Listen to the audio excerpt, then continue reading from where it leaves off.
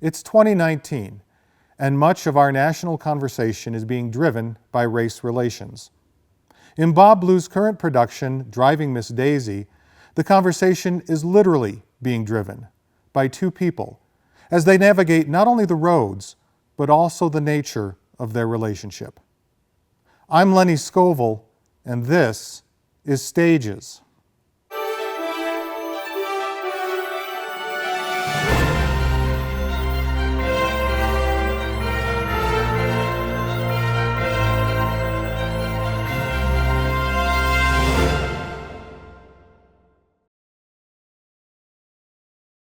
Well, welcome. Today we are driving through Bas Bleu Theater. Their current production is Driving Miss Daisy. I am here with the director in the back seat, Jeffrey Bigger. Hello. And the set designer, Roger Hanna. And we are talking driving. So, Jeffrey, tell us about this play. Well, it's Driving Miss Daisy. That's pretty much says it all. Short synopsis, Daisy Worthen, 72 at the beginning of the show, not very adept at driving anymore. Her son decides to hire her a chauffeur, much to her chagrin. He hires a chauffeur comes, works really hard to finally get her into the car, and then off they go on their adventures together, and along the way find friendship and love in a time when an interracial couple wouldn't have had that as an option. Right, because you mentioned that the driver is black. Correct. And she is an elderly Jewish woman, correct? Yes. Yep, so both of them are familiar with being in marginalized communities, Absolutely. as it were. Do they, in the course of the play, is there dialogue around that similarity? Do they connect on that sort of level? They do on that sort of level. We have a couple of times one time in particular where the temple is bombed, that they have a very candid conversation about the type of people that would do that, and they come to the conclusion that it's the same type of person that would look down on an individual for being Jewish, would also look down on someone, for being black, and that it's the same type of people. And so they share that on a level, and I think that's when they really sort of connect.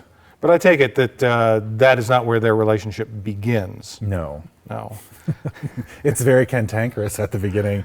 She does not want him around at all. She has a housekeeper that she tolerates, but she doesn't want another person in her house. She wants her privacy.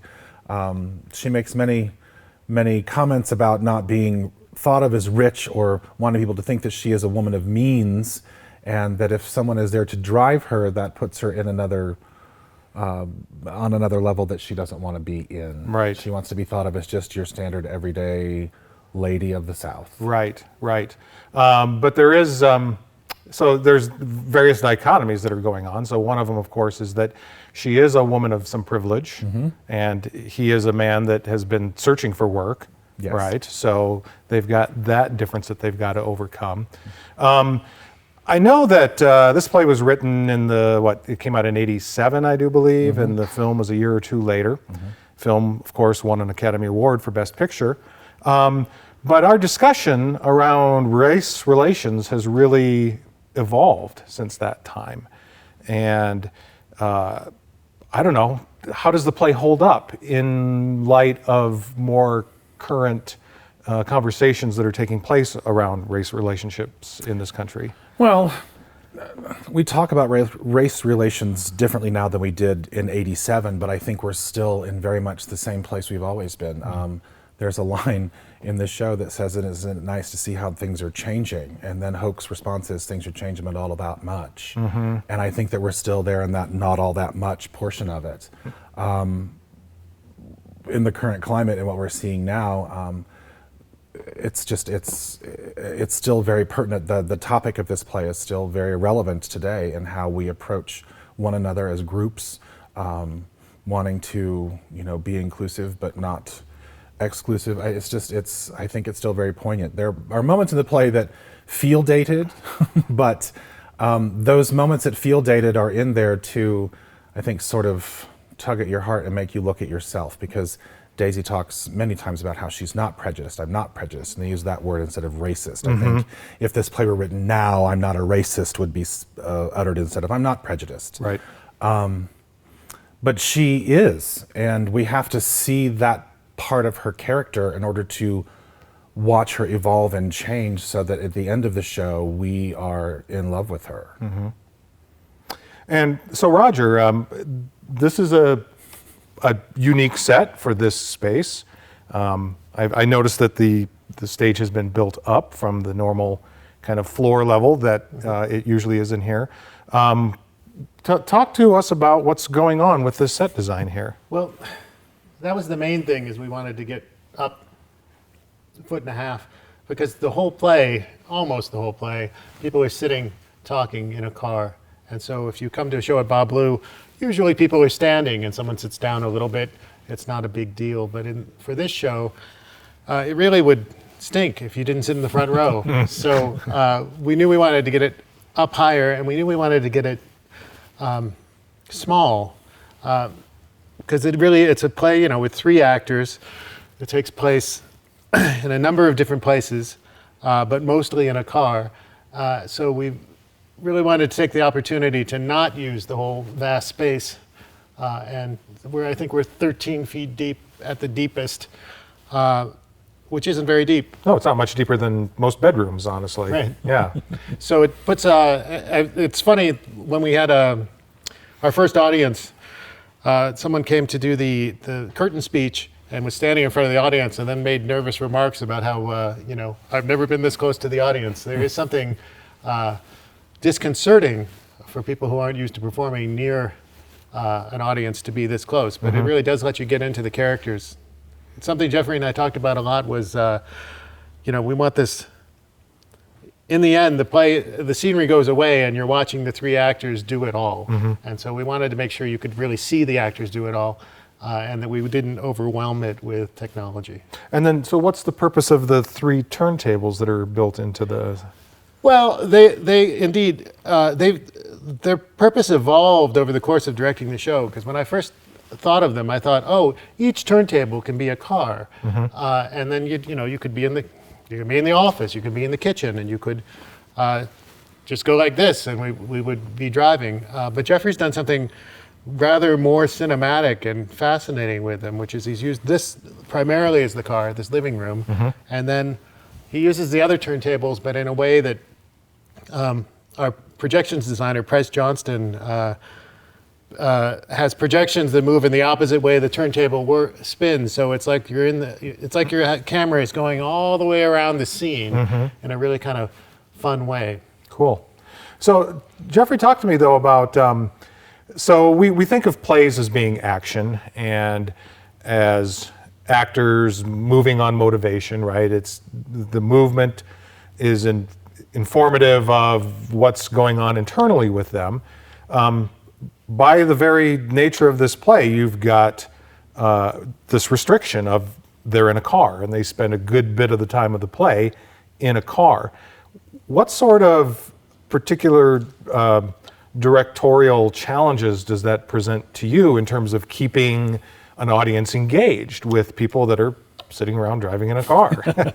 And it is a challenge, because oftentimes to keep an audience involved in the show, we move and they're following actors around. With the addition of the turntables, we were able to add some interesting moments with the show. So when the cars are turning, then there's our movement. And sometimes the most powerful thing an actor can do on stage is nothing. Right. And I think really having actors that can embrace that and not feel the need to move or speak even, but just to convey everything with a look. And Wendy Ishii is amazing at that. She can really, with just one, I sort of sounds like, who's the actress? Gloria Swanson, not Gloria Swanson, but from the silent movies. Right. It's kind of that whole same thing. Like, she can really pull you into what she's got going on in her head with just the raise of an eyebrow. Right. I'm ready for my close-up, Mr. Bigger. Right. No, so I think that therein lied the challenge with that, was to get the actors comfortable enough to not do anything. And they all wanted to do more, and we even took, arm movements out and said, just have your hands in front, have your hands on the table, hold the steering wheel. You don't have to do anything. You are interesting enough, the story is interesting enough, let's just tell the story. So one of the things that I think is interesting, kind of going back to what we were talking about earlier about how the conversation around race relations has evolved over the 30 years, almost 40 now, since this play's been written, is that really at its heart, this play isn't really about overcoming race relations. It's a buddy story in many respects. It's and kind of in that sense of the old buddies on the road kind of genre that was popular in films in the 40s and 50s. And did you see it that way, that it was really about the relationship of these two? Yeah, and that's really where I came at it from a directorial lens, was just it's a relationship between two individuals. And we've got Booley the son is in the show too, and it's his relationship with his mother. Right. And everything that he does comes from a place of love. And I think that it really boiled down to friendship for me. And these two, Daisy and Hoke, finding friendship at a time when that wouldn't have been possible. That would have not been socially acceptable. But they found a way through it. And Hoke, to his credit, was able to give her time to sort of come around and, because she's, like I said, when she starts out, she's very cantankerous. And I think it takes a very calm person to say, okay, I'm going to give you some time to marinate, and then I think we can be friends. But he, needed a job. So Right. yeah, difficult. And the character of Booley, the son, what is his arc like through this show? Because he changes very much in the course of this as well, yes? Yes, he does. He starts out, just wanting to hire somebody to drive for his mother, and he sort of has a regression moment in the play where Daisy and Hoke are going to go to Daisy wants to go to the Martin Luther King dinner, and Booley is apprehensive because of business fears, that if he goes, people he does business with will look down on him. So he has a regressive moment, but in the midst of all that, saying, I really believe in what Dr. King has to say. I like him, but him grappling with that himself. So how does a prominent businessman in the community step out of his role and forge change? So he does have a big change. And at the end, he and Hoke are walking out shoulder to shoulder and going for a ride together. So Right, they're standing as the As new one. exemplars, right? Right, is what we're aspiring to. So, what sort of discussions would you hope that this will engage our patrons in as they leave the theater? What will they be talking about after taking in this show? it'd be my hope they would talk about how they view one another in their own communities. I think that we also can sort of get pigeonholed into our own little world, and I want people to open up their eyes a little bit and see everybody as a potential friend, and being able to step outside of your comfort zone and make that happen would be nice if people could do. I don't know. What do you think? Yeah, well, hopefully they won't be talking about the turntables. Right, as a set designer, the last thing you want is for people to be talking about your set. You don't want them to sing the scenery, right? Right. When they leave. But it was, we looked at a bunch of things, and that's why we have a lavender background with projections, is we wanted, the play is, it has serious subjects, but it's very funny. And it has, sweet moments as well as serious moments. And that's how you kind of get to know and love the characters, I think. So we wanted to make sure that we weren't, didn't focus too heavily on the heavy aspects of the relationship, because everyone comes into it wondering if there's going to be tension, and then of course they go through some historic tough times, and it's nice to have that surprise people a little when that happens. Well, and with this setup like we've got and pushing everything forward really into the audience, we wanted to set up a feeling of intimacy between the audience and the actors, because it is such a close space. And I think if you are an audience member coming in to watch this, you're going to feel that you're part of the action of the play by not using the entire span of this theater, because it's huge back there. Right. And because it's a relatively new technology. Talk to us about what you were doing with the projections in this piece. Well, I work at CSU in the theater department, and luckily enough, I have a colleague there who's teaches projection design as well as lighting design. So we roped him in, and he and I have done a number of shows together, both at school, and we did a show off Broadway that had a lot of projections in it that we did together.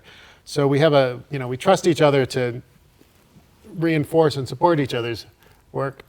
And then, of course, at Bas Bleu, while this is an extravagant set for Bas Bleu, it is not an extravagant set.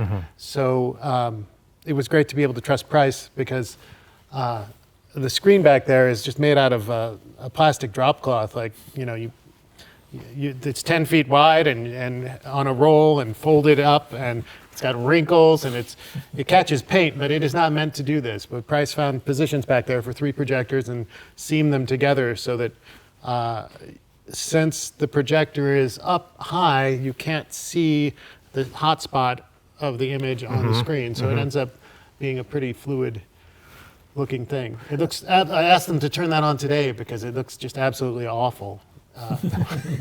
We'll go backstage maybe later, and you can see from the back it's pretty ghetto. Yeah, but it really is. It's a kind of a new design discipline, right? Doing the projection. Yeah, it's now a position in the design union. It's one of the things you can do. Is you can be sets, costumes, lights, sound, and now projections. Is considered a field. Fascinating. Well, we wanted the projections to really sort of enhance the mood. Was one of those things. I didn't want it to take over the show, but it's there, and I think people leave not realizing what they'd even seen. Because there are a few times I've seen the show many, many times, and each time I watch it again, I see something different with the projections. So it's lovely. And we talked about that. That's what was so great to get Price in, because we talked about early on how we've both experienced, I'm sure you've experienced, shows where there are projections where suddenly you're looking at dew on a 40-foot flower, and you're thinking, wow, how did they get that up there? That is so pretty, and you've forgotten what the play was about. Right. There were actors. So some important piece of information has just been given to you on stage, and it's completely gone over your head. Been overwhelmed by the projection. Right. So I think Price has done a great job with that, because for the most part, the projections they're not entirely static, but it'll be a view out the window and leaves will be blowing, or there'll be dust blowing around, but in a way that you get it without being captivated by it. And then they're more interesting when we go to transitions, when Wendy's going off to put on a shawl or take off a hat, and we're taking time to show that time has passed. Then the projections get a little more interesting. And when we're driving, that's the most fun. Those are the most fun. The car is moving, and then they turn, and the turntable turns, and then we turn with the projections. It's very fun. And you can always tell if anyone has made a mistake, because it either works perfectly, or you're like, oh, the turntable was 1 second too fast. Well, obviously it has to be very choreographed, right? Yeah. It was a long tech process compared to the last. I haven't done a show here for 2 years, but the last show I did here was the tech was much faster. Well, I don't know about you guys, but I see a rest area coming up, and I really need a bathroom break. So I'm going to thank you for going on this ride with me today, Jeffrey and Roger. Thank you. I won't shake your hand because I don't want you To take my hand off the wheel? Right. All right, very good. Well, thank you for joining us once again here on Stages. Thank you.